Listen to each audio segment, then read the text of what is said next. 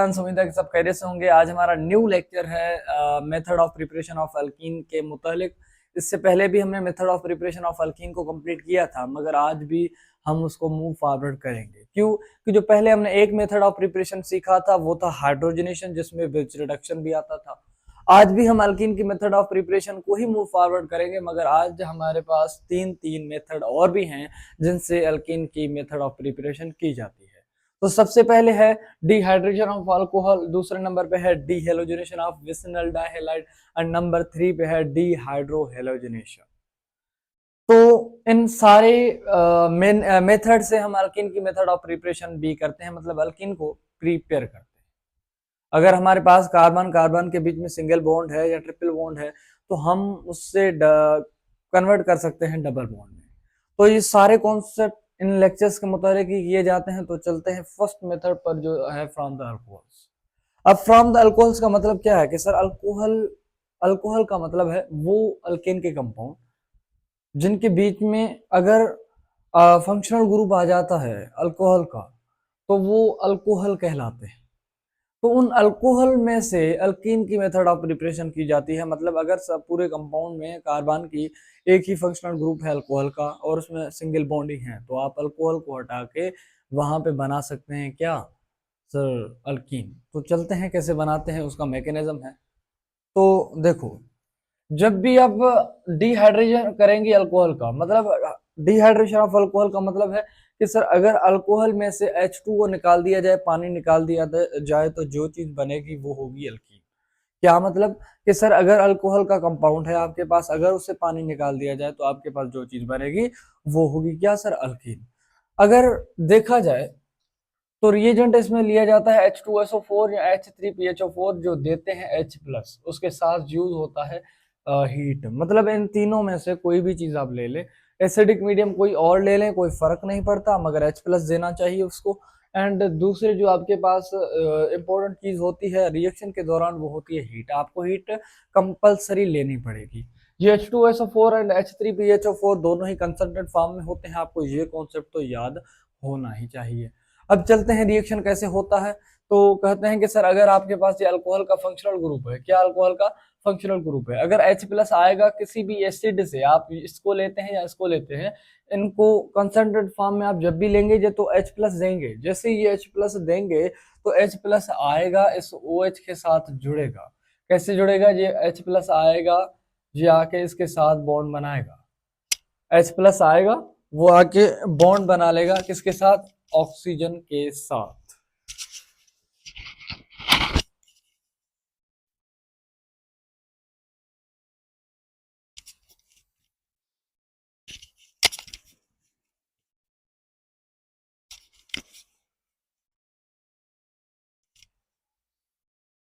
तो ठीक है, कहाँ थे हम?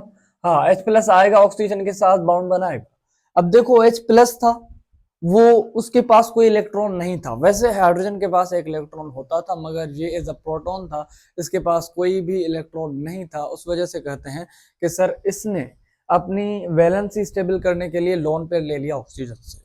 जब लोन पेयर ऑक्सीजन से लिया तो ऑक्सीजन भी कहेगा कि ये घाटे का सौदा थोड़ी मैं करूंगा, तो वो क्या करता है कि आर से, मतलब आर में से जिस भी कार्बन के साथ जुड़ा होगा उस कार्बन का ही लोन पेयर लेगा। अब हम जनरली स्टडी कर रहे हैं, अब डिटेल में जाएंगे तो सारे कॉन्सेप्ट पता चल जाएंगे। तो ऐसा करता है कि सर इस पे ऑक्सीजन आर पे पॉजिटिव चार्ज आ जाता है, मतलब पूरे कंपाउंड में पॉजिटिव चार्ज, तो ये H लेके यहाँ से स्टेबल होके निकल जाता है। मतलब आपका इमिशन ऑफ H2O गैस हो जाता है, H2O वाटर हो जाता है। प्लस में आपके पास जो चीज बनती है वो होती है R प्लस, मतलब कार्बोकेटाइन। अब जब भी कंपाउंड में कार्बोकेटाइन बन जाए तो उसको स्टेबल करना लाजमी होता है। अगर स्टेबिलिटी लाजमी है, अगर कार्बोकेटाइन है उसकी स्टेबिलिटी आती है रीअरेंजमेंट से। कहाँ से? रीअरेंजमेंट से।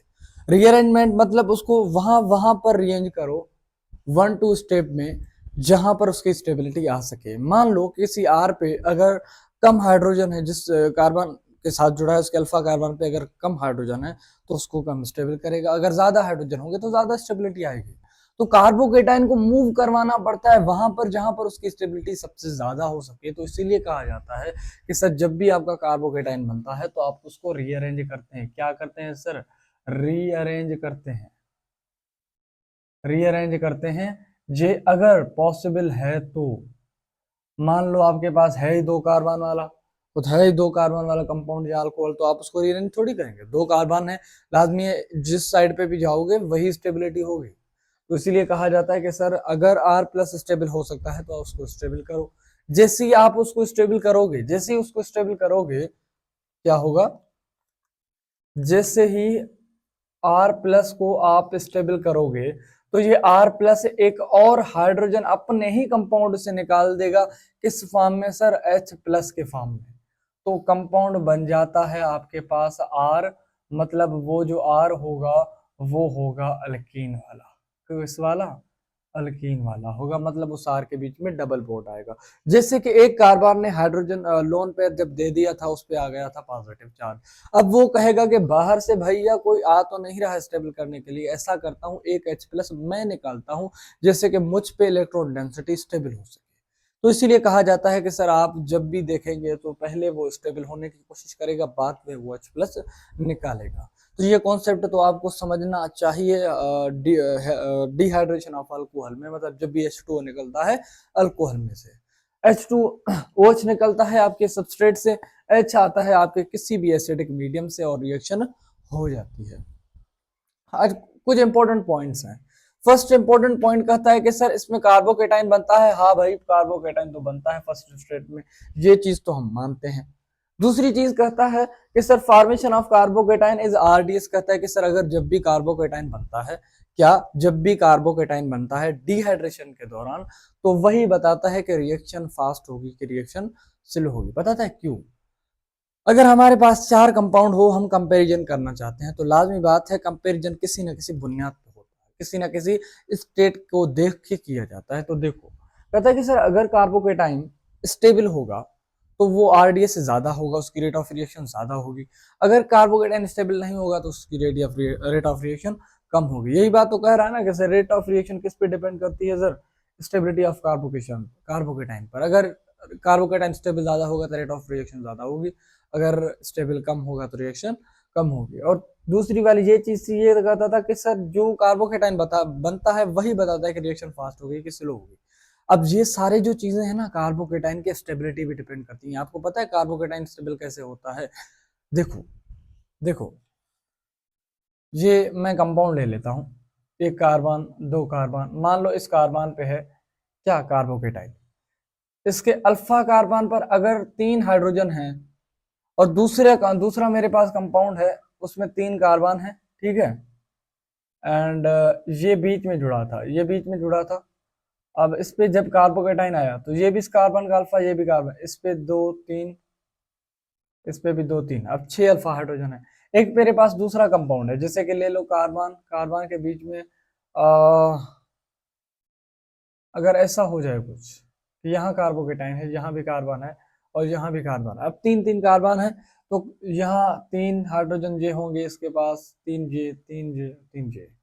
अब जिस कार्बोकेटाइन के अराउंड में जितने अल्फा हाइड्रोजन होंगे वो उतना उसको स्टेबल कर सकते हैं। तो इसलिए कहा जाता है कि सर अगर कार्बन उस पोजीशन पे है कि जहां पर बहुत सारे अल्फा हाइड्रोजन हैं तो वो उसकी स्टेबिलिटी बताता है। अगर कार्बोकेटाइन मान लो हमारे पास बनता है ऐसा कोई कंपाउंड है, दो कार्बन है उस पे, जहां पर उसके पास सिर्फ तीन अल्फा हाइड्रोजन है, तो कहा जाएगा सर इस कार्बोकेटाइन को ना स्टेबल करने के लिए सिर्फ तीन हाइड्रोजन है। अगर इस कंपाउंड में देखा जाए तो एक कार्बन को स्टेबल करने के लिए छह हाइड्रोजन है। अगर तीसरे केस में देखा जाए, कार्बोकेटाइन ऐसे केस में है जिसके पास नो अल्फा हाइड्रोजन आ रहे हैं उसको स्टेबल करने के लिए। तो इसीलिए कहा जाता है कि सर जितने अल्फा हाइड्रोजन किसी भी कार्बोकेटाइन के अराउंड में होंगे तो वो ही उसकी स्टेबिलिटी बढ़ाती है। तो वही बताता है कि सर स्टेबिलिटी कितनी ज्यादा होगी कितनी कम होगी। तो ये बात बताता है कि formation of carbocation is RDS. अगर हमारे पास मान लो दो कार्बन वाला अल्कोहल होता, वहां से H2OH निकलता तो कार्बोकेटाइन इस जैसा बनता। अगर दूसरे केस में इस तरह सा बनता, तीसरे केस में इस तरह सा बनता। अब स्टेबल इनमें से कौन सा है सर? ये 3 डिग्री वाला सबसे स्टेबल है, तो कहा जाता है कि सर रेट ऑफ रिएक्शन इसकी ज्यादा होगी, फिर इसकी ज्यादा होगी, फिर इसकी ज्यादा होगी। तो इसीलिए कहा जाता है कि सर कार्बोकेटाइन पे अगर जितने अल्फा हाइड्रोजन ज्यादा होंगे वही उसकी स्टेबिलिटी मुकर्रर करते हैं या वही उसकी स्टेबिलिटी को डिफाइन करते हैं। ठीक है भैया। अब आते हैं इसके कुछ एग्जांपल्स पे। देखो हमारे पास फर्स्ट एग्जांपल ऐसा है कुछ कि सर हमारे पास जो अल्कोहल है ऐसे कार्बन के साथ जुड़ा है, मतलब वहां पे जुड़ा है जो 3 डिग्री है। क्या है? 3 डिग्री है। अब देखो, माना कि यहाँ से ये OH निकल गया, H आया इसके पास, इसने OH के साथ बॉन्ड बना ली और निकल गए दोनों के साथ। जैसे ये दोनों निकल गए तो इस पोजीशन पे आ गए कार्बोकेटाइन, जैसे मैंने यहाँ बना लिया। अब जैसे ही कार्बोकेटाइन बना तो उस कार्बोकेटाइन को स्टेबल करने के लिए इस अल्फा कार्बन पे 3 हाइड्रोजन, इस 3 हाइड्रोजन कार्बन पर इस पे 2 हाइड्रोजन, 8 अल्फा हाइड्रोजन है। क्या ऐसा हो सकता है कि कार्बोकेटाइन को मैं वहां पर रीअरेंज करूं जहां पर और ज्यादा अल्फा हाइड्रोजन हो, मगर वो 1 to 2 स्टेप हो?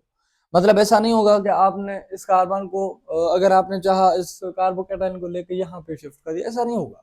वो मिथाइल शिफ्ट से होता है, मगर मिथाइल शिफ्ट इतनी स्टेबिलिटी नहीं देता जितना हाइड्राइड शिफ्ट देता है। हाँ, कुछ कंडीशन ऐसे होते हैं जहां पर 3 डिग्री अगर मिथाइल ऐसा हर जगह पर फिर काम आ जाता है। ठीक है, तो देखो, अगर कार्बोकेटाइन की स्टेबिलिटी देखनी है तो देखा जाता है कि सर 3 डिग्री है तो बस वहां वहीं पे आपको छोड़ दो, देखो स्टेबल है, ठीक है, आगे चले जाओ।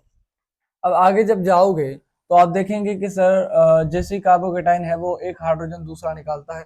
अगर वो ऊपर से निकालेगा, अगर वो ऊपर से निकालता है तो कुछ इस तरह सा बन जाता है। इन दोनों में से कोई निकाल सकता है, हमारे दो स्ट्रक्चर ये बन गए। अब तीसरी बात यह है कि सर या तो ये बीच से निकाले। अब स्टेबिलिटी ऑफ जो अल्कीन होगी ना, अल्कीन के भी जी अराउंड में जितने अल्फा हाइड्रोजन होंगे ना, वो उसकी स्टेबिलिटी बताते हैं कि सर ये सबसे ज्यादा स्टेबल है। अगर ये फर्स्ट स्टेप में मान लो, फर्स्ट स्टेप में अगर अल्कीन बना देता है तो आप देखेंगे कि सर जो अल्कीन बना है उसके अराउंडिंग में अल्फा हाइड्रोजन कितने हैं? यहाँ पे तो एक है, ठीक है, सॉरी यहाँ एक भी नहीं है, एक भी नहीं है, कि जो कार्बन है ना, एक बॉन्ड यहाँ, एक ऊपर और दो इसके साथ तो नहीं है। बस है तो सिर्फ दो, दो अल्फा हाइड्रोजन है नीचे और 3 अल्फा हाइड्रोजन है ऊपर, मतलब 5 अल्फा हाइड्रोजन है। अगर दूसरे केस में अगर अल्कीन ऐसा बन जाता है तो इसके पास 2 अल्फा हाइड्रोजन ये और 6 ही ये, तो 8 अल्फा हाइड्रोजन हो गए। कौन सा अल्फा हाइड्रोजन भाई साहब? ये देखो, ये 3 अल्फा हाइड्रोजन है, ये 2 अल्फा हाइड्रोजन है, मतलब 5 अल्फा हाइड्रोजन हो गए अल्कीन के। अगर इसको देखा जाए तो ये 3 ये है, ये 3 ये है, ये 3 इस कार्बन के अल्फा ही तो है, यहाँ 2 है, तो मतलब 8 अल्फा हाइड्रोजन हो गए। तो सबसे ज्यादा स्टेबिलिटी वहां पर अल्फा अल्फा हाइड्रोजन ज्यादा, अल्फा हाइड्रोजन ज्यादा, तो अल्कीन की स्टेबिलिटी ज्यादा। हाइपर कॉन्जुगेशन के लिहाज से भैया आप भी सोच रहे होंगे कि सर कहाँ से कॉन्सेप्ट उठा के लाए हैं, समझ में कोई चीज नहीं आ रही।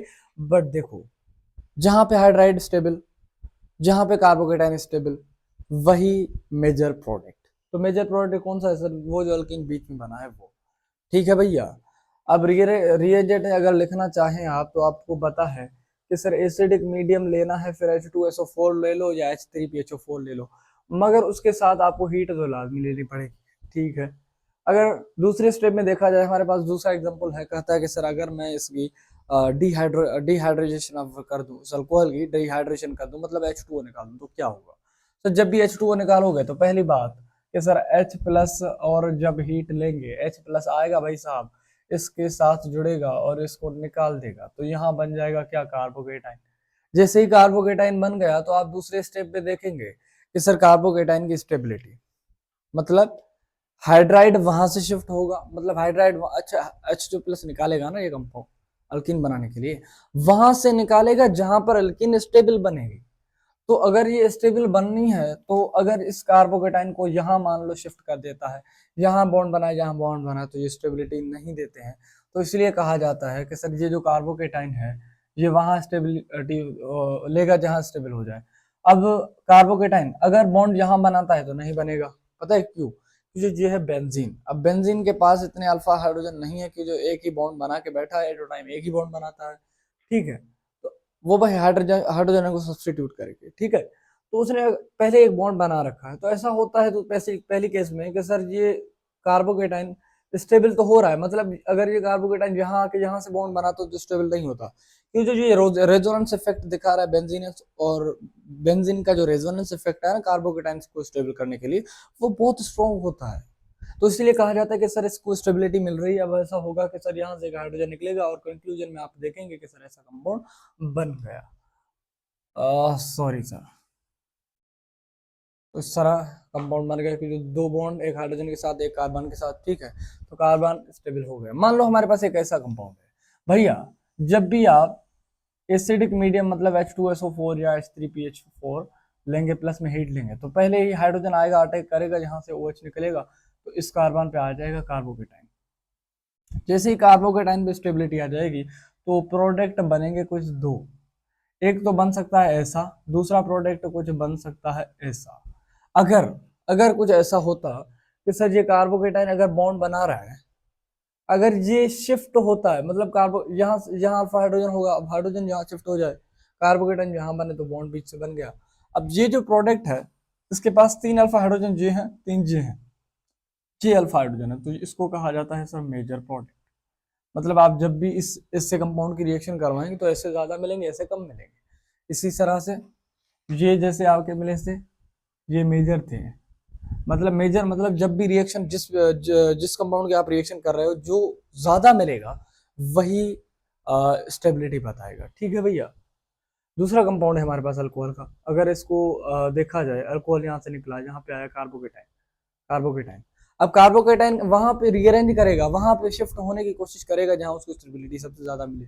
अगर यहाँ देखा जाए इसके अल्फा हाइड्रोजन कुछ कम है, मतलब यहाँ से अगर बॉन्ड बना भी लेता है तो 3 और 3 5 अल्फा हाइड्रोजन है, मगर यहाँ मान लो अगर ये कार्बोकेटाइन है, क्या है, कार्बोकेटाइन है, अगर ये कार्बोकेटाइन मान लो रीअरेंज करता है और बॉन्ड यहाँ से हाइड्रोजन जो है वो शिफ्ट हो जाता है यहाँ पर, ये तो भाई साहब निकल गया ना, OH माइनस निकल गया, तो जैसे ही निकल गया ये आ जाता है यहाँ पर, जैसे ही आ जाता है ये हो जाता है स्टेबल और यहाँ बन जाता है कार्बोकेटाइन, मतलब बीच में कार्बोकेटाइन। अब देखो जी क्या करेगा, बॉन्ड बनाएगा, वहां पे बनाएगा जहां पे स्टेबिलिटी ज्यादा होगी। अगर ये बॉन्ड बनाना चाहता है यहाँ पर तो इस साइड पे कोई भी उसको स्टेबल करने वाला नहीं है। अगर ये अल्कीन बनाता है बॉन्ड इस टाइप तो उसको स्टेबल करने वाला है। तो कहा जाता है कि सर दो प्रोडक्ट बनते हैं। पहली बात तो ये हो सकता था कि सर ये यहाँ बॉन्ड बना लेता, दूसरी बात हो सकता था कि सर ये बॉन्ड यहाँ बना लेता, तीसरी चीज ये हो सकती थी कि सर ये बॉन्ड यहाँ बना लेता। अब जितना अल्कीन स्टेबल होगा वही प्रोडक्ट मेजर होगा रीअरेंजमेंट के दौरान। देखो इसको स्टेबल करने के लिए ये 3 अल्फा हाइड्रोजन, ये 3 अल्फा हाइड्रोजन, ये 2 अल्फा हाइड्रोजन, 8 अल्फा हाइड्रोजन हो गए। ठीक है, मान लिए भैया। अगर इसको देखा जाए इस साइड पे तो स्टेबल करने वाला है नहीं, अल्फा कार्बन नहीं है। इस साइड पे देखा जाए 3 है, इस पे 2 है, तो मतलब 5 है। इसमें 8 थे, इसमें 5 है।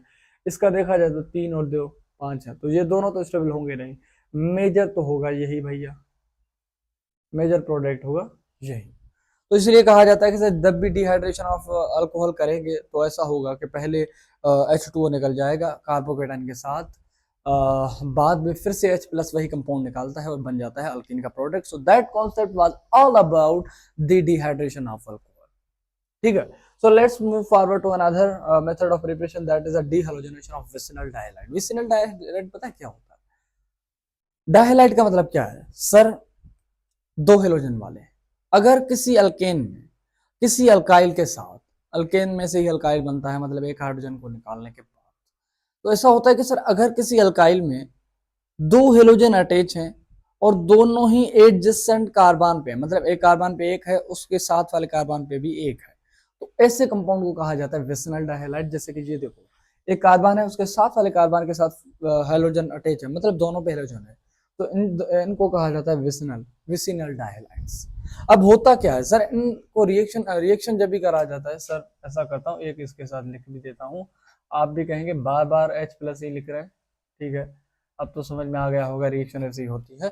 देखो भैया, इनमें इसमें लिया जाता है जिंक। क्या लिया जाता है? जिंक। जैसे जिंक लिया जाता है तो जिंक ऐसा होता है कि सर बीच में आता है भैया, ये दोनों ही हेलोजन को निकालता है, और आपके पास जैसे ही ये दोनों को रेडिकल के फॉर्म में निकालता है तो एक रेडिकल यहाँ, एक रेडिकल यहाँ, तो आपके पास कार्बन कार्बन के बीच में बन जाता है डबल बॉन्ड, और ये जो आपके दो हाइड्रोजन थे ये आ गए सेम। अगर इसको देखा जाए, ये भी हमारे पास है क्या है हमारा विसिनल डाइहाइड। आप जब भी जिंक का यूज करेंगे तो जिंक आएगा भैया, रिएक्शन के दौरान सिर्फ जिंक लिया जाता है। ये एक इसको भी निकालेगा, एक इसको निकालेगा, तो आपके पास जो कंपाउंड बनेगा वो कुछ इस तरह सा होगा, इस तरह सा होगा। एक ब्रोमीन था, प्रोपेन बन गया, ठीक है, प्रोपीन बन गया, सॉरी। अगर इसका देखा जाए तो जिंक जब भी आएगा इन दोनों ही को निकालेगा, उखाड़ के फेंकेगा, तो आपके पास कुछ कंपाउंड बन जाते हैं इस तरह से, इस तरह से भैया, इस तरह से। सो इसी तरह होता है डीहाइड्रोजनेशन, जो आपके पास बना देता है अल्कीन के compound. So that was about the dehydrogenation of vicinal dihalide. Dehydrogenation होता भी विसिनल डाइहैलाइड में, ओके भैया। हाँ, उसमें भी होता है, नाम क्या है उसका, उसमें डीहाइड्रोहाइलोजनेशन होता है, मतलब एंटी पोजीशन से निकलते हैं, ये तो सेम साइड से निकाल देता है रेडिकल फॉर्म में। ओके, दूसरा हमारे पास है मैकेनिज्म, जिसका मेथड है, मैकेनिज्म नहीं है, उसको कहा जाता है डीहाइड्रोहाइलोजनेशन। मतलब एक ऐसा प्रोसेस जहां किसी भी सबस्ट्रेट में से हाइड्रोजन भी निकले और उसकी अपोजिशन से हेलोजन भी निकले, हाइड्रोजन भी निकले, हेलोजन भी निकले, मतलब रिमूवल ऑफ H भी हो, X भी हो। मतलब ऐसा कर सकते हैं कि सर जब भी किसी सबस्ट्रेट में से R भी निकले, कहा गया H भी निकले, X भी निकले, तो उसको कहा जाता है डीहाइड्रोहेलोजनेशन। इस प्रोसेस से बनाए जाते हैं अल्कीन के कंपाउंड। HX क्या होता है सर, कोई एसिड होता है। मतलब बात ये है कि सर जब भी किसी कंपाउंड में से एसिड निकाला जाए और आपके पास प्रोडक्ट बन जाए क्या, अल्कीन, तो वो मेथड ऑफ प्रिपरेशन के नाम से जाना जाता है, जिसको कहा जाता है डीहेलोजनेशन ऑफ कंपाउंड। डीहेलोजनेशन ऑफ कंपाउंड कोई खास नाम है नहीं भैया। अब रिएजेंट की बात की जाए तो ये है अल्कोहल प्लस में पोटेशियम हाइड्रोक्साइड, मतलब दोनों एक साल्ट है और दोनों ही एसिड हैं भाई, क्या कहते हैं उसको, बेस है सर। अब पोटेशियम हाइड्रोक्साइड इतना खास बेस नहीं है, बट वो तो बेस है, ठीक है। तो देखो, एक बन जाता है इसमें से ROR-, दूसरा बच जाता है पोटेशियम पॉजिटिव। अब रिएक्शन के दौरान ये दोनों ट्रांजिशन स्टेट के तौर पे काम करते हैं। तो मतलब बात कीजिए, इस रिएक्शन में ट्रांजिशन स्टेट होती है, पहली बात ये सर इंटरमीडिएट रिएक्शन के दौरान नहीं बनती। अब रेट ऑफ रिएक्शन को बाद में डिस्कस करते हैं, ऐसा करते हैं रिएक्शन को कुछ करने की कोशिश कर देते हैं। देखो, मान लो हमारे पास कोई अल्केन का कंपाउंड है और सर अल्केन नहीं है, अल्काइल हैलाइड है, मतलब एक हैलाइड होगा किसी न किसी का कार्बन पर। देखो, जब भी आप ये लेते हैं ना रीअरेंज, किसको रीअरेंज नहीं कहते, रीएजेंट लेते हैं सर, ये वो अच्छा आपने ले लिया, इन दोनों को ले लेते हैं, तो होता ऐसा है कि सर एक कार्बन में से निकल जाता है हेलोजन और दूसरे साइड से निकल जाता है हाइड्रोजन। या ऐसा भी कहा जा सकता है, जैसे ही RO- आता है, जैसे ही RO- आता है, H को निकालता है तो हेलोजन ऑटोमेटिकली निकल जाता है, H प्लस जैसे ही निकलता है तो X- निकल जाता है। तो हमारे पास कंपाउंड बन जाता है कुछ इस तरह सा, कार्बन कार्बन के बीच में डबल बॉन्ड और आ गए हाइड्रोजन यहाँ भी और दोनों साइड पे इस तरफ भी, कंपाउंड बन गया अल्कीन। दूसरा एग्जांपल देख लेते हैं विद द कॉन्सेप्ट। हमारे पास ये एग्जांपल है, कहता है कि सर ये ब्रोमीन है, इसके अल्फा कार्बन पे लाजमी बात है कि वही हाइड्रोजन होगा।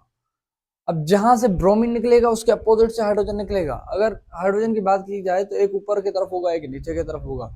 इसके स्टोरियोकेमिस्ट्री डिफरेंट है, मगर उसको नहीं कर रहे स्टडी।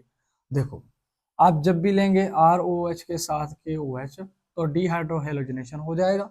आपके पास जैसे ही ये हाइड्रोजन निकलने की कोशिश करेगा, किस फॉर्म में, पॉजिटिव फॉर्म में, पॉजिटिव फॉर्म में निकलेगा, तो यहाँ आ जाएगा लोन पेयर। तो ये क्या करता है, इस ब्रोमीन को भी निकाल देता है, तो नेगेटिव के फॉर्म में ये भी निकल जाता है, तो बन जाता है हमारे पास अल्कीन। क्या बन जाता है, अल्कीन। तो हमारे पास प्रोडक्ट बन गया कुछ इस तरह सा, जिसको कहा जाता है अल्कीन। ठीक है भैया।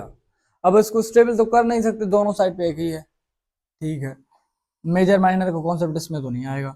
अब जब इसके साथ ROH और KOH लेंगे भैया डिहाइड्रोहेलोजनेशन करने के लिए, तो पहली बात ये कि सर यहाँ अल्फा का, यहाँ भी हाइड्रोजन है, यहाँ भी है, इस कार्बन के अल्फा है ना दोनों, ठीक है।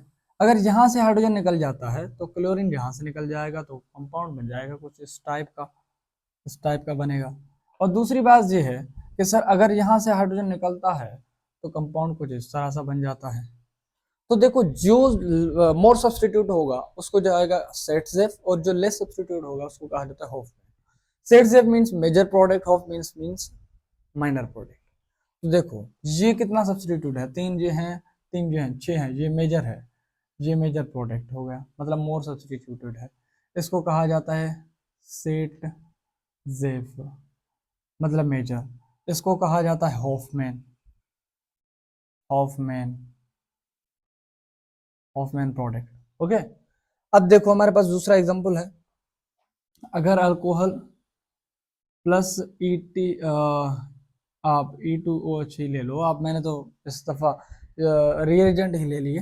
देखो जब भी आप डिहाइड्रोहेलोजनेशन करेंगे, जैसे अगर ऊपर से हेलोजन निकलता है नीचे से हाइड्रोजन निकलेगा, मतलब अपोजिट से निकलेगा, एंटी एलिमिनेशन होता है। मतलब बात की ये कि डिहाइड्रोहेलोजनेशन एंटी एलिमिनेशन देता है, अगर ऊपर से हेलोजन तो नीचे से हाइड्रोजन निकलेगा, वो भी दूसरे कार्बन के, एक ही कार्बन के नहीं भैया, ठीक है।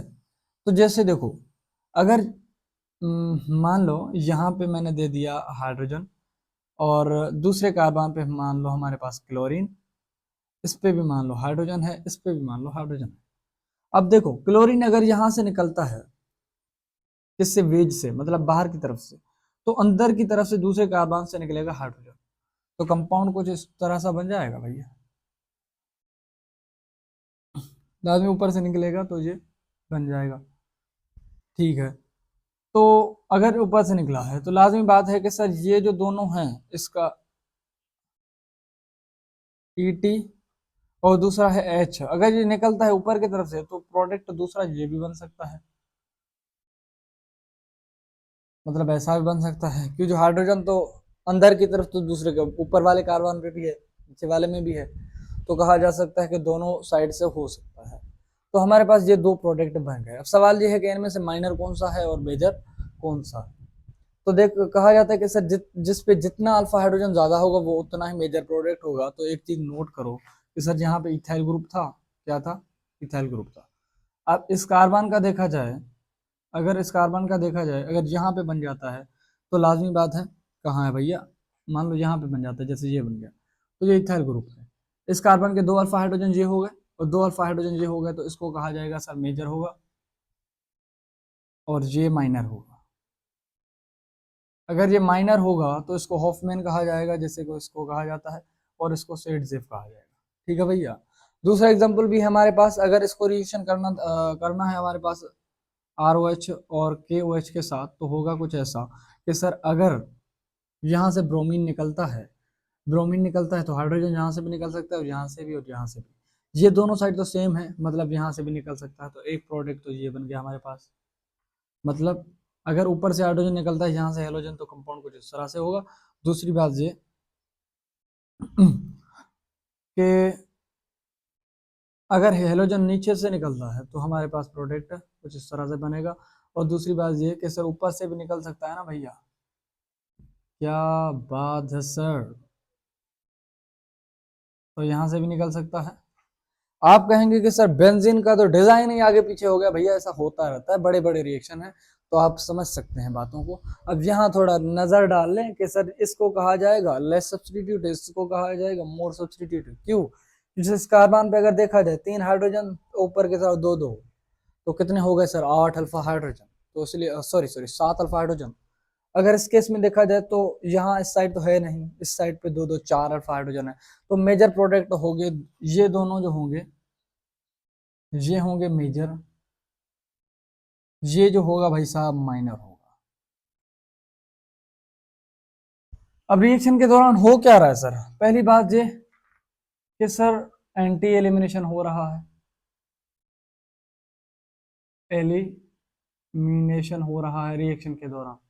दूसरी बात ये है कि रिएक्शन के दौरान क्या हो रहा है भैया, रिएक्शन के दौरान आप देख रहे हैं कि अगर अल्फा कार्बन से हाइड्रोजन निकल रहा है तो बीटा कार्बन से निकल रहा है क्या सर, हेलोजन, तो अल्फा बीटा एलिमिनेशन हो गए भैया ये। दूसरी बात ये कि पूरे रिएक्शन के दौरान ट्रांजिशन स्टेट होती है, क्या होती है सर, ट्रांजिशन स्टेट होता है। कहीं भी आप देखें, कहीं पे भी देखें आप, कार्बोकेटाइन बना है, जैसे यहाँ बना था, कार्बोकेटाइन बना था ना अल्कोहल के केस में, यहाँ कोई कार्बोकेटाइन बना नहीं बना भैया, यहाँ कोई रेडिकल बना नहीं बना, कार्बोनाइन बना नहीं बना, तो मतलब आपके पास यहाँ ट्रांजिशन स्टेट होती है। और नंबर 3 बात ये है कि सर मान लो जब रिएक्शन कर रहे हैं अल्कोहल और KOH के साथ, तो अगर अगर ये क्लोरीन निकलने में थोड़ी दिक्कत दे, अब देखो क्या होता क्या रिएक्शन के दौरान, देखो यहाँ से हाइड्रोजन जब निकलता है तो यहाँ से हेलोजन को निकलना पड़ता है। अगर ये निकलना ना चाहे तो, अगर इसकी इलेक्ट्रोनेगेटिविटी ज्यादा हो जाए, मैं तो जाना नहीं चाहता, अगर ये जाना नहीं चाहेगा तो यहाँ पाई बॉन्ड बनेगा नहीं, अगर पाई बॉन्ड बनेगा नहीं तो भैया अल्केन कहाँ से बनेगा। तो इसीलिए कहा जाता है कि सर जितनी इलेक्ट्रोनेगेटिविटी कम होगी हेलोजन की, वही रेट ऑफ रिएक्शन ज्यादा देगा। तो इलेक्ट्रोनेगेटिविटी सबसे ज्यादा किसकी कम होती है सर? आर के साथ अगर आई जुड़ा हो तो उसकी ज्यादा होती है और कम होती है। अगर आर के साथ बी आर जुड़ा है तो उसकी और कुछ ज्यादा होती है। अगर आर के साथ सी एल जुड़ा हो तो उसकी इलेक्ट्रोनेगेटिव कुछ ज्यादा होती है। आर के साथ एफ जुड़ा हो तो उसकी सबसे ज्यादा है। तो मतलब जिसकी कम होगी वही रेट ऑफ रिएक्शन ज्यादा देगा। तो सर आर आयोडीन सबसे ज्यादा देगा आर ब्रोमीन, उसके बाद आर सी एल और उसके बाद आर एफ। तो ये रेट ऑफ रिएक्शन बताता है कि सर रिएक्शन फास्ट होगी किससे होगी, किसकी सर डी हाइड्रोहेलोजनेशन से। क्यों? अगर एक अल्फा हाइड्रोजन निकल जाता है तो दूसरा बीटा हेलोजन निकलना है, और जितना फास्ट निकलेगा अल्कीन उतनी ही रिएक्शन फास्ट हो जाएगी। तो ये जो सारे कॉन्सेप्ट थे हमारे, ये हमारे method of preparation of alkene के लिए काम आते हैं, and these are very useful, very conceptual.